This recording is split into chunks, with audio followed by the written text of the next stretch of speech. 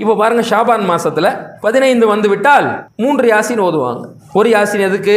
நீண்ட நாள் வாழணுமா இவங்க, அதுக்கு. ரெண்டாவது எது? மௌத்தா போனவங்களுக்கு. மூணாவது வந்து செல்வம் அதிகமாக இவங்களுக்கு வரணுன்றதுக்காக ஓதுறாங்க. அதாவது பல விஷயத்தை வருமானத்துக்கு உருவாக்குறதுக்கு உதாரணம் காட்டலாம். பல விஷயத்தை மார்க்கத்தின் பெயரால் பல விஷயங்களை வருமானத்துக்கு உருவாக்கி இருக்கிறாங்க. ஆலிம் சாக்கள் வருமானத்துக்கு உருவாக்கியிருக்காங்கன்னு காட்டலாம்ல. அதை காட்டுறதா இருந்தால் இது முதல் உதாரணம். இது ஏன் தெரியுமா? எந்த ஆதாரமும் இது கிடையாது. இட்டுக்கட்டப்பட்ட செய்திகள் கூட இதுக்கு கிடையாது.